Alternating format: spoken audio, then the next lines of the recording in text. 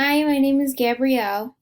The behavior theory that was of interest to me is the Transtheoretical model of change, also referred to as the TMC, and the stages of change model. The two terms are used interchangeably. I just wanted to point out here that I attached the link to my infographic right here because the infographic itself on the next slide is actually really hard to read unless you zoom in. And unfortunately, here when I exported it, all of the writing on the navy changed from white to black, so it's a little bit hard to read. But I did include all of the key points that are included in the PowerPoint here on the infographic. So to begin, I just put a little bit of history of a TMC. It's a behavior theory created in the 1970s by both Prochaska and DiClemente. Again, it's also called the Stages of Change model. It was originally created when observing smokers because researchers wanted to understand why some people could quit easily and some people needed more assistance. They ultimately determined that people just ended up quitting smoking when they were ready. The TMC is a model of purposeful change, and it relies on the decision-making of the individual. It was also created on the assumption that people don't change quickly based on decision.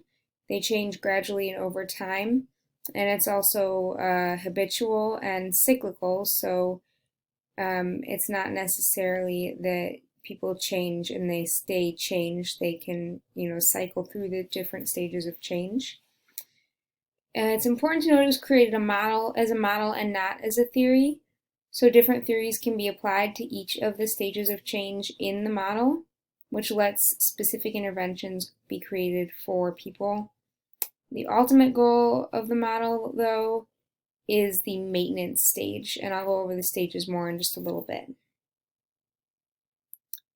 So the basic constructs of the TMC, again, like I said, there are 5 stages that eventually lead to change, including pre-contemplation, where the person doesn't want to change, contemplation, where the person is considering making a change, preparation, where people are making plans to change, action, which is the actual change-making process, and the goal stage, which is maintenance, where people continue to stay in this phase by hopefully making the continued behavioral change. So just a little visual aid here is where someone enters pre-contemplation, not thinking of changing, thinking of changing. Determination is also the preparation stage. Action and maintenance. Relapse isn't a specific stage, but it is possible, and in this stage, which is one of the advantages of it, and someone can enter this model at any stage and leave at any stage as well. Sometimes people think there is a 6th stage called termination. Even though it sounds bad, it's actually positive and it indicates the person doesn't need to work to make the change and feel certain that he or she will no longer relapse. But it's actually often not used when considering health behavior. So stage specifics, again, like I mentioned earlier, I just want to reiterate. In pre-contemplation, the person doesn't plan to act within the next 6 months, often because they're in denial or doesn't think the behavior is a problem. In contemplation, action is planned within the next 6 months, and the person realizes why the change is necessary. In preparation, the person is getting ready to act within the next month or so. And in action, people have changed the behavior and are currently changing within the past 6 months. And then in maintenance is when basically the change has been made in the past 6 months, so relatively recently, but again, the behavior is sustained, so the action is continued.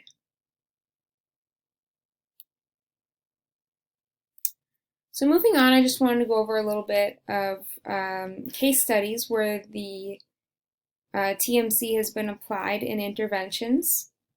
So in one specific case study, it was applied to changing screen time behavior in children. It was recognized that children spend way too much time on screens and things like television and video games and computers. So this case study used case managers to create interventions in both parents and their children.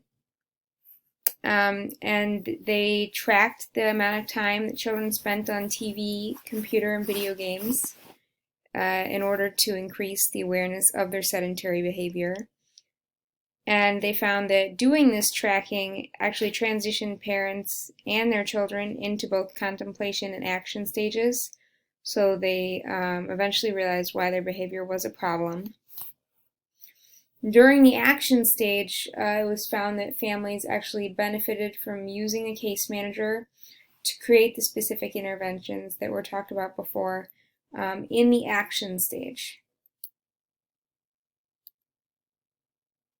Another case study that applied to children again, it applied the TMC to exercise behavior. So it was used to increase physical activity in children in Hawaii in a program that was called the Fun 5. It basically just focused on reducing sedentary behavior and at the same time increasing physical activity, and it was an after-school program for children. The stages of change were determined both before and after this program. And after the program, less than 10% of students were in pre-contemplation, less than 10% were in contemplation, less than 10% in preparation, then 33% were in action, and 40% were in maintenance. And it was found that over 5 years, these levels stayed roughly the same, which showed that the program was effective in maintaining physical activity because, again, it showed the same amount of children were in the maintenance stage. I just wanted to go over some of the pros and cons of the TMC.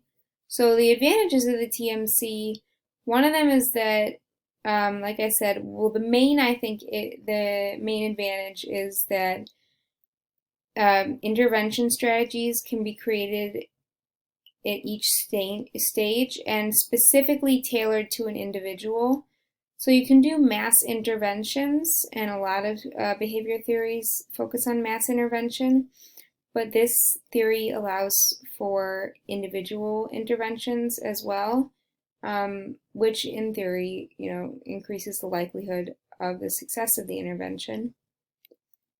In addition, the model actually factors into account the current level of knowledge and motivation that the person has towards making the change.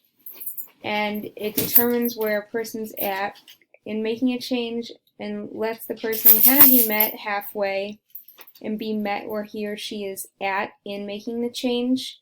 So just looking at, for example, if the person's in pre-contemplation, you're not going to go up to them and say, well, let's start planning on making a change, because he or she doesn't really realize why their behavior is a problem.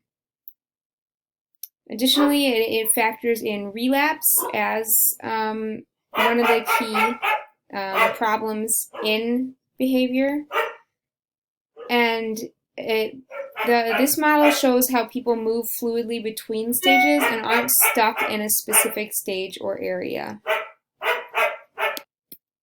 Now I just want to go over a couple of the cons of the TMC and disadvantages. So it's not known how long people remain in a stage or how long is needed for each stage, so it kind of becomes hard to assess.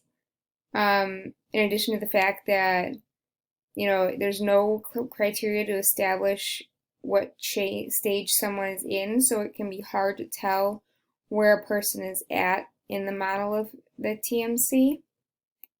Also, it assumes that people make logical, sensible decisions towards change, and that's just a fallacy in general because, people are sometimes illogical, and that's a fact of life.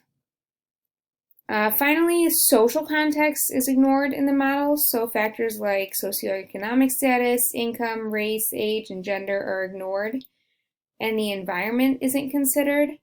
This, I think, is the main drawback to the TMC because, you can look at a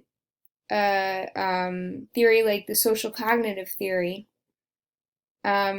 where it shows the interaction between the person, the environment, and the behavior. And I think it's a very valid theory because there is interplay between all of these factors, but the TMC ignores the environment completely and doesn't factor in how that is it doesn't show how it's a factor in behavioral change, and it really can be.